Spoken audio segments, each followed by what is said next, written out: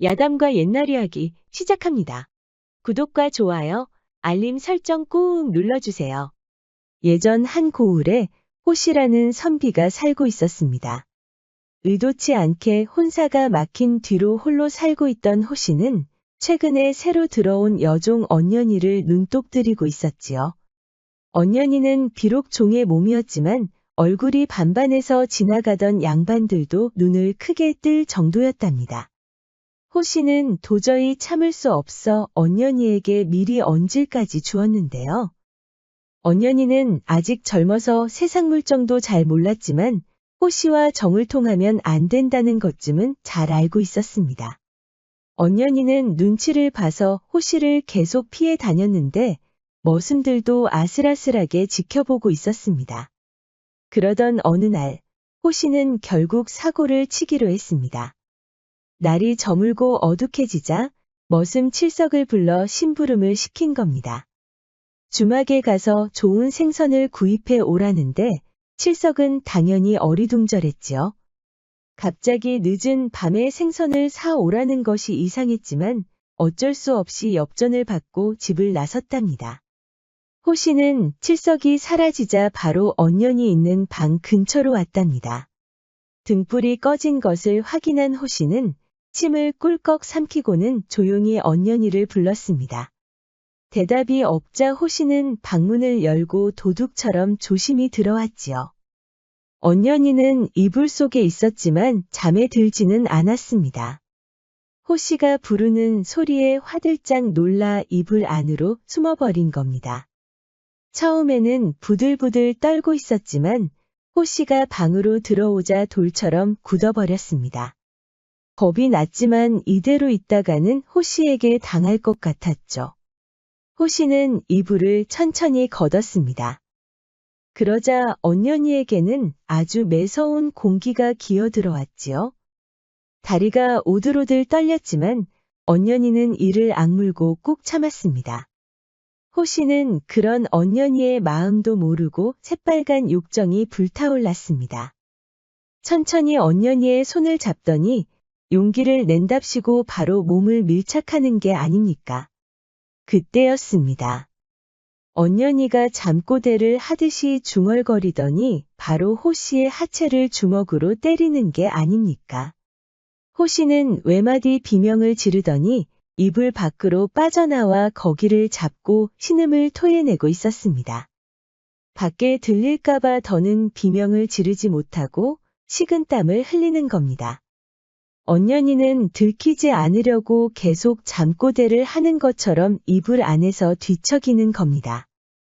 호시는 안 되겠다 싶어서 밖으로 나왔는데요. 거기가 너무 아파서 제대로 걸을 수 없는 겁니다.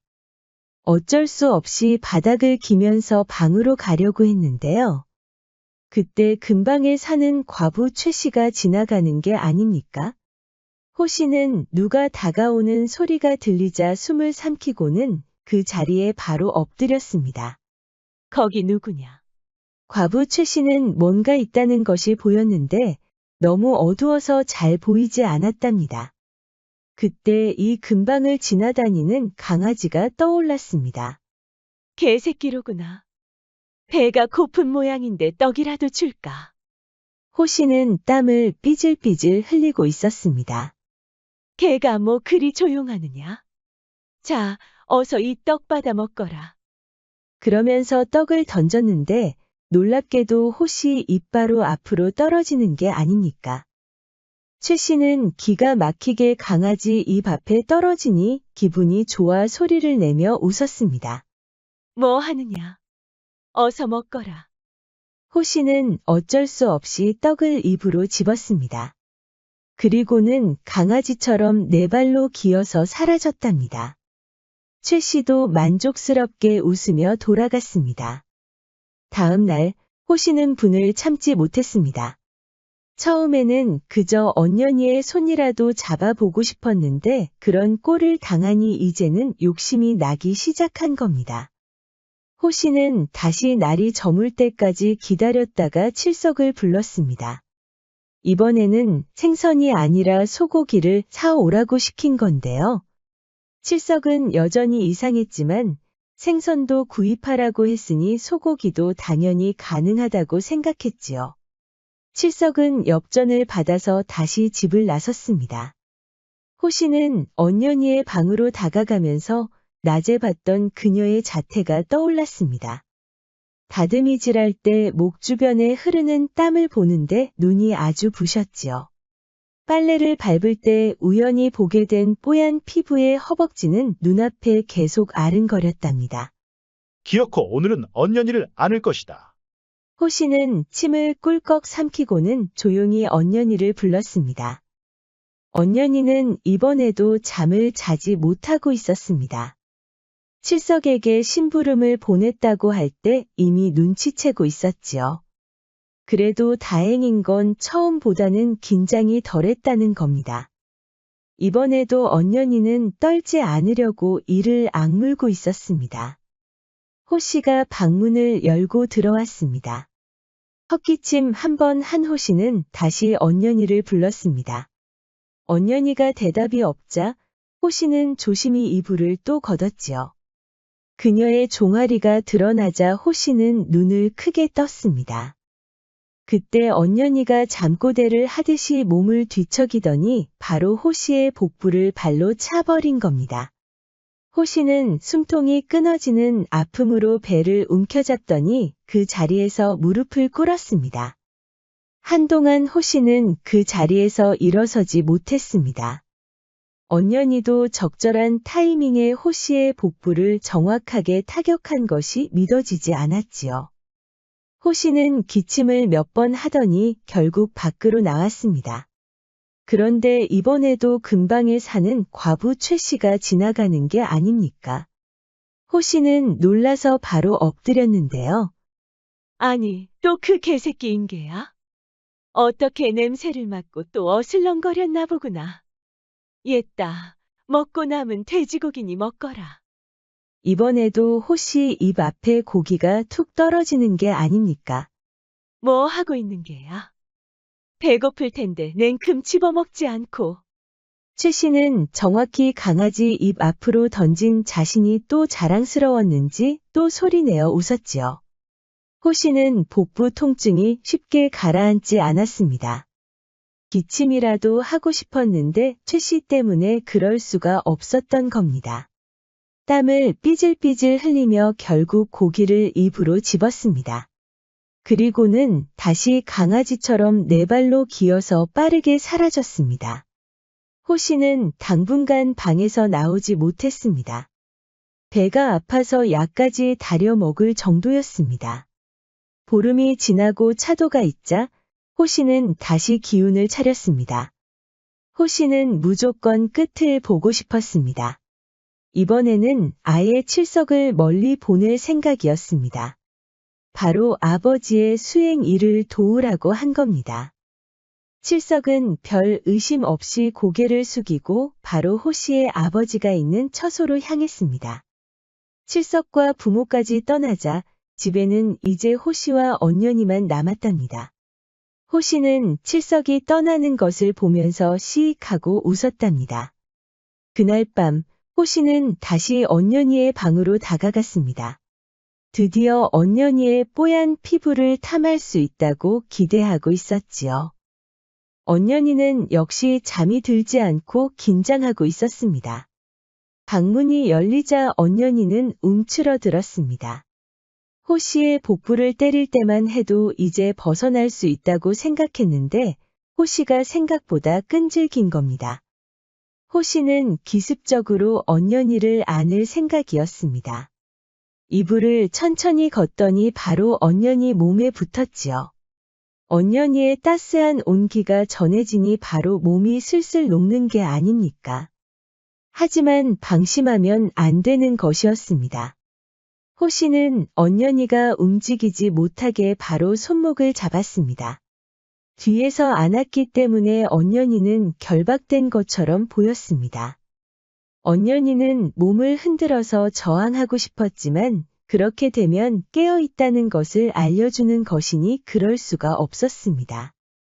호 씨의 거친 숨소리가 귓가에 들리는데 언년이도 서서히 상의에 땀이 차기 시작했습니다.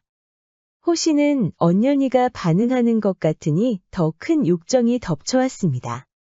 호씨는 언년이를 계속 속삭이더니 그 위험한 물건을 꺼내는 게 아닙니까? 언년이는 당황했지만 다시 오기가 생겼습니다. 처음에도 그렇게 긴장했는데 주먹과 발로 공격해서 잘 쫓아냈으니까요. 언년이는 정신을 차리고 이 위기에서 빠져나올 방법은 단 하나라고 여겼습니다. 바로 호씨가 꺼낸 물건을 세게 잡아 쥐는 것이었지요. 호씨가 신음을 토해내자 언년이도 몸이 화끈 달아올랐지만 다시 한번 정신을 차리고 손에 힘을 주었습니다. 그러자 호씨는 언년이를 연차 부르며 힘을 빼라고 했지만 듣지 않았습니다. 언년이는 조롱이라도 하는 것처럼 잠꼬대하듯이 중얼거렸습니다. 결국 호씨는 참았던 고통을 쏟아내며 비명을 질렀습니다. 언년이의 손목을 때리면서 겨우 뿌리쳤지요. 호씨는 결국 불이 난 물건을 살살 다루며 밖으로 나왔습니다. 그런데 이번에도 근방에 사는 과부 최 씨가 다가오는 게 아닙니까? 호씨는 놀라서 또 한 번 엎드렸습니다. 개새끼가 역시 냄새 한 번 잘 맡는구나. 자, 여기 남은 고기와 떡이니라. 이번에는 고기와 떡들이 좀 많이 떨어지는 게 아닙니까? 호씨는 입으로 짚고 또 빠져나오려고 했는데 먹고 남은 음식들이 떨어지자 갑자기 비굴해진 겁니다. 호씨는 당장이라도 일어나서 최 씨를 겁박하고 싶었지만 이제 와서 들킬 수는 없었습니다. 그래서 호씨는 강아지처럼 으르렁거렸는데요. 그러면 최 씨가 놀라서 도망칠 줄 알았던 것이죠. 아니, 이게 어디서 으르렁거리는 것이냐? 배고플까봐 이렇게 음식까지 가져왔는데 어디서 각을 세우는 것이냐? 오히려 최 씨가 씩씩거리는 게 아닙니까? 최 씨가 떠난 줄 알았던 호씨는 안심하고 있었는데 갑자기 물벼락을 맞았습니다.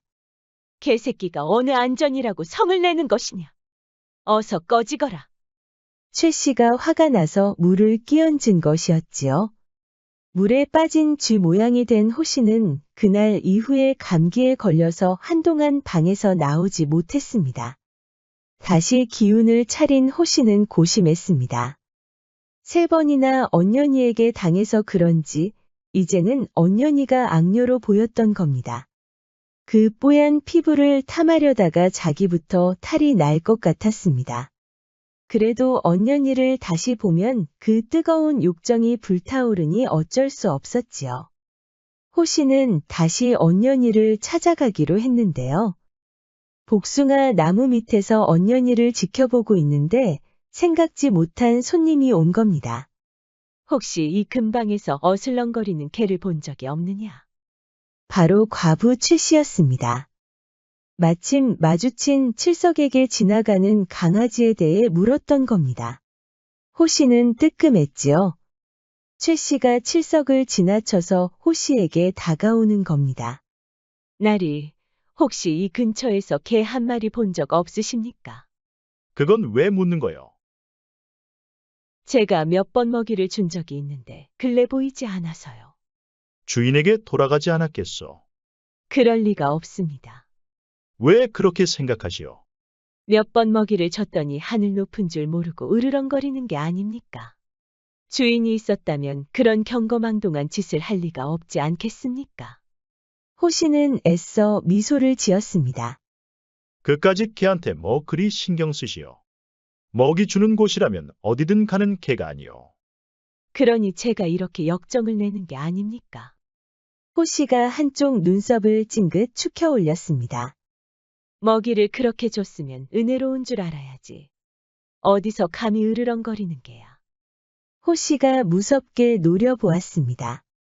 최 씨가 먹고 남은 고기와 떡을 던져준 것만 생각하면 치가 떨렸지요.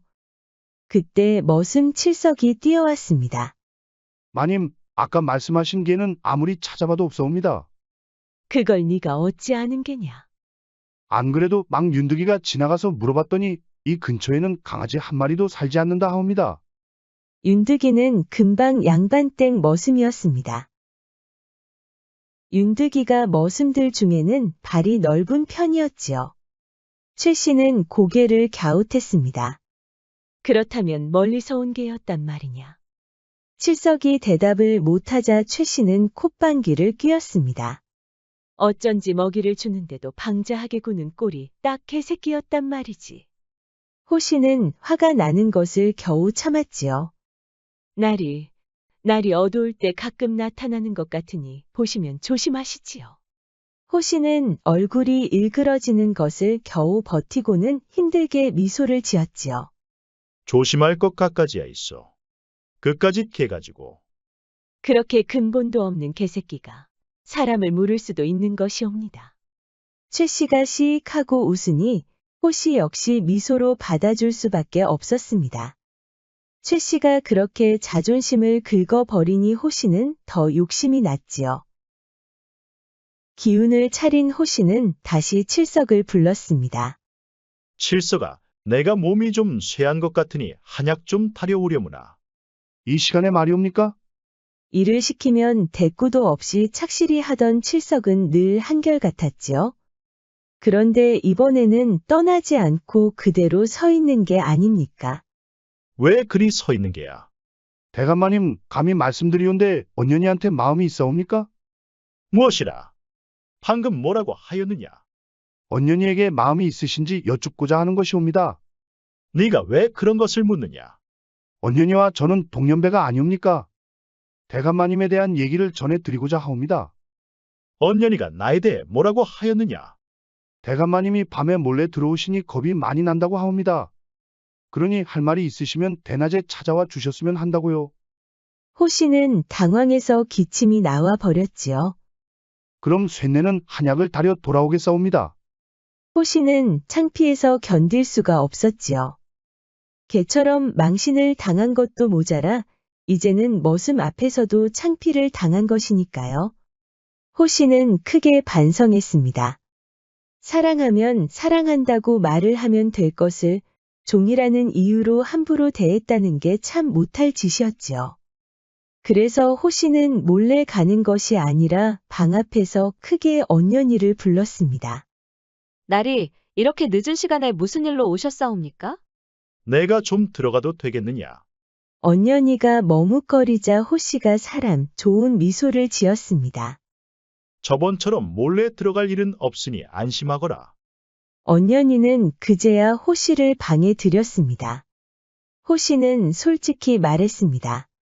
언년이를 처음 볼 때부터 짝사랑하고 있었다고요. 주변 사람들 시선 때문에 대놓고 정을 통할 수는 없었다고요. 그러면서 이제부터는 사랑하고 아끼겠다고 말입니다. 그러자 언년이는 감동해서 호 씨의 품에 안겼답니다. 그리고 호 씨는 그렇게 기다리던 언년이의 뽀얀 피부를 탐할 수 있었답니다. 언년이가 팔을 움직일 때마다 복부가 욱신거리는 것 같았지만 이제는 숨길 것이 없어 행복했지요. 언년이의 그 선녀와 같은 손길이 물건에 다다르자 호 씨는 깊은 신음을 질렀습니다. 언년이는 부끄러웠지만 호 씨가 적극적으로 나서주자 용기를 내었답니다. 물건이 한껏 용솟음을 치자 언년이의 몸이 더 뜨거워졌지요. 언년이가 열어준 문은 그리 크지 않아서 호 씨가 세심히 신경 써야 했답니다. 그런데 이게 웬일입니까? 호 씨 위에 주저앉은 언년이가 너무 들떴는지 몸을 너무 과하게 흔들었던 겁니다. 그러자 언년이가 꽉 잡아 쥐었던 그곳에서 아프다고 신호를 보내고 있었지요. 호 씨는 통증이 오면서 소리를 질렀지만 언년이는 오해하고 더 몸을 격렬히 흔들었습니다. 호 씨가 몸을 사납게 흔들면서 어깨를 잡자 언년이도 놀랐지요. 언년이가 몸을 살피려고 했는데 호 씨는 손사래를 치면서 이불 밖으로 나왔습니다. 생각보다 거기가 많이 아픈지 호 씨는 잠시 엎어져 있었는데요. 언년이에게는 걱정하지 말라더니 밖으로 나왔습니다. 그런데 또 과부 최 씨가 지나가는 게 아닙니까? 호 씨는 너무 아파서 밖을 나와서도 엎어져 버렸는데요. 아니, 이 개새끼가 또 나타났단 말인가? 냄새는 참 기가 막히게 맡는구나. 대체 니놈은 어디서 온 것이냐? 호 씨는 이제 부끄러울 것도 없어서 정체를 밝히고 싶었지만 몸이 움직여지지 않았지요. 너무 아파서 입도 열 수가 없었답니다. 니놈도 참 처량하구나. 갈 곳이 없으니 여기저기 다니는 꼴이란. 호 씨는 죽을 힘을 다해 입을 열려고 했지만 역시 실패였습니다. 최 씨는 아무것도 모르고 혀를 차고 있었지요. 내가 이참에 내미를 하나 알려주랴. 입이 워낙 근질거려서 도저히 참을 수가 없구나. 사람한테는 도저히 할 수가 없으니 개한테라도 알려주고 싶구나. 사실 이 집 머슴과 여종이 정을 통하고 있단다. 최 씨의 말은 이러했습니다. 그동안 칠석과 언년이 좋아하는 사이였는데 호 씨가 언년이에 대해 호감을 보이니 갈등을 했다는 겁니다. 칠석은 못난 자기보다 대감마님이 더 낫다고 생각한 것이죠. 언년이는 죽어도 싫다고 했지만 칠석은 기어코 대감마님을 만나서 종문서도 태우고 잘 살라고 했던 겁니다. 호 씨는 어안이 벙벙했습니다. 최 씨가 떠나고 죄책감에 빠져 흐느끼고 말았습니다. 호 씨는 다음 날 칠석과 언년이를 불러서 종문서를 태우고 혼례를 올릴 수 있도록 도왔답니다. 두 사람은 호 씨의 은혜의 감동에 부둥켜 안고 눈물을 멈추지 못했지요. 박시재중이라는 옛말이 있습니다. 널리 사랑과 은혜를 베풀어서 무사람을 구제한다는 뜻이지요. 호 씨는 비록 흑심을 갖고 언년이에게 접근했지만 뒤늦게 잘못을 깨닫고 사랑과 은혜를 베푼 셈이었지요. 구독과 좋아요, 알림 설정 부탁드립니다. 앞으로도 재미있는 이야기가 많으니 다른 영상도 재미있게 봐주세요. 그럼 여러분 모두 오늘도 행복하고 즐거운 시간 보내세요.